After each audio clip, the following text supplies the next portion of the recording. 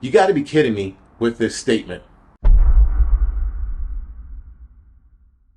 All right, guys. So there is a new explanation on the bullet that went through Charlie Kirk.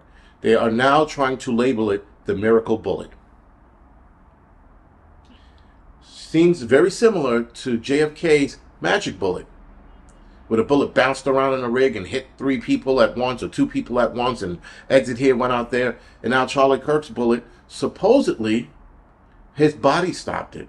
In fact, his healthy, dense bones stopped it. Like, what do you mean his healthy, dense bones? I am not a gun guy, but I know about rounds. I'm not a ballistics expert either, have to say that.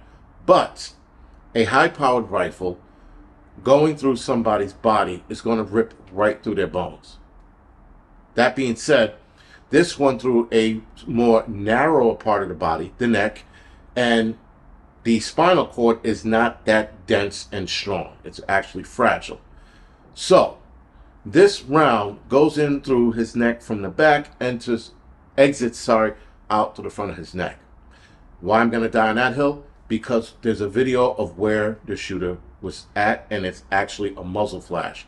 So, and somebody analyzes the video, and you see in the frame by frame, breaking it down to a split second, you can see the indentation in the back of his neck and then the exit wound. All right. So now another video shows a projectile of some kind going through between his legs. So obviously it ended up in the ground in front of him somewhere. The spinal cord probably redirected the round. At the very least, your bone's going to redirect the round. Excuse me. It's not going to get stuck. So, of course, this is the narrative that Andrew Kovlet is going with. He is an executive of Turning Point, right? Of Turning Point USA, excuse me. Because there's a Turning Point UK. So anyway, he's going with that explanation. And this is the statement he put up. That is the worst statement in the history of statement. And on top of that, they're trying to label him like a Superman. So, of course, he makes this statement. And I had to look at the comment section. And obviously, there were a lot of people who didn't believe it. But there were a lot of people who did. They believed it so much that they started making AI-generated Superman pictures of Charlie Kirk. Or Charlie Kirk as Superman, excuse me. And this is the picture. There's a couple of them, but this is the one I'm like, no, man, we're not going there. We're not doing this shit. We're not going to sit there and eat and believe the bullshit that's going on. Now, according to, again, Andrew Kovlet, he states that the surgeon at the hospital told him this. So it actually wasn't a forensic doctor, it was a surgeon.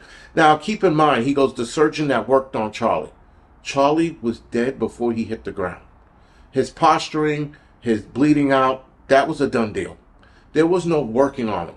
Once he got to the hospital, I'm undoubtedly sure they pronounced him on scene. Once he got to the hospital, excuse me. I pronounced him on scene. I made the distinction when he postured and the amount of blood that came out of his neck, there was no way they were coming back from that. He was coming back from that, excuse me. So he gets to the hospital. I'm pretty sure doctors did the same thing. They looked and go, there's nothing we can do. Right? You can just look at it and tell this is what it is.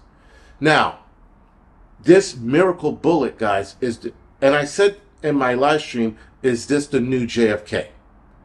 I didn't think that they were going to go the route they're going with the bullet now, because one person labels it a miracle bullet, multiple people are going to be talking about it, and then the news is going to pick up on it at some point and start pushing the miracle bullet narrative, which is the worst. I've never heard such bullshit in my life. That being said, it's insane, guys, the amount of people that are believing everything that's being told.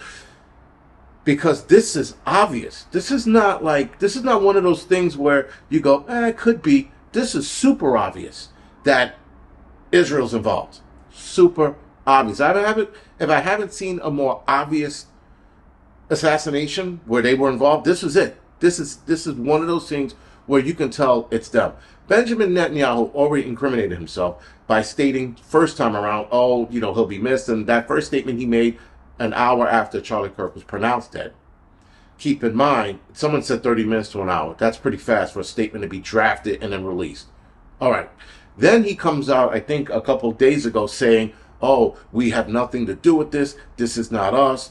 Making the statement that Israel's not involved. You're obviously involved. He started switching his tune, and then all of a sudden, he was dead. You coincidentally get somebody trans-related, knowing that he was going to talk about a trans shooter at this college, so that you can make the connection and divert the attention off of you. You got a second shooter, if you will, or the main shooter, hanging out to Charlie's right, up in a building, and there's a muzzle flash and a video. And why would you do something like this where all eyes are on you, where there are cameras from every angle? So, of course, guys, I, again, will die on this hill that it was Israel. This kid, he's just a patsy. He had nothing to do with it. On top of everything else, there is video of the kid leaving 10 to 20 seconds before Charlie Kirk gets shot. So, they keep showing us the video of him running across the roof about 30 seconds in that video, and he's on the other side of the roof already. Meanwhile, they don't show us him on top of the roof taking the shot. Ever. The camera, supposedly the camera that's watching that rooftop, sees the whole thing and can see him when he makes the shot. But he doesn't, because the timestamp is him running 10 to 20 seconds before Charlie Kirk gets shot. That's another 10 seconds to get to the other side of the roof, which would make it around 20 to 30 seconds, and then he jumps off. So even still, he takes the shot, jumps off, and runs, but then the rifle stays behind because he didn't disassemble it. Not in the 30 seconds it took him to take that shot, and supposedly the 30 seconds it took for him to take that shot and run. Highly unlikely. So again, guys, all of this nonsense is just that, right? It's nonsense that they're lying to us because we know who actually did it. There's more evidence pointing at Israel than anyone else. Anyone else. Obviously, yes, they're going to blame this kid, the patsy. He looked like he was half drugged anyway. I mean, hell, Candace Owens released a video of him inside of a Arby's, I think it was, or some restaurant, eating.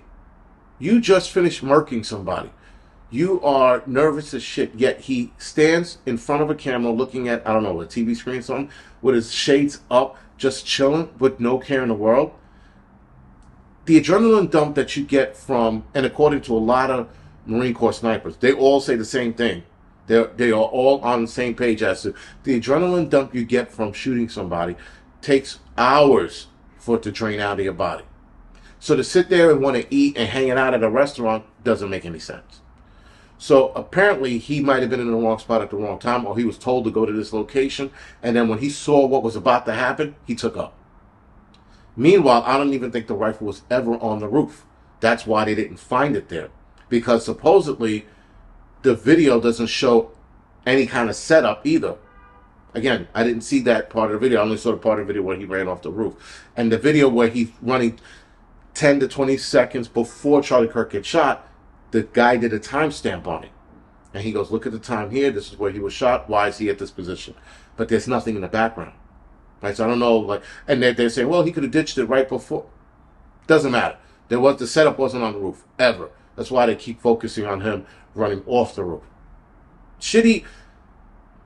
The mess, that's being made from this, and the explanations, the FBI's bullshit explanation, the Andrew, the executive from Turning Point USA, Andrew Kovlat, giving us that bullshit magic bullet, or miracle bullet theory.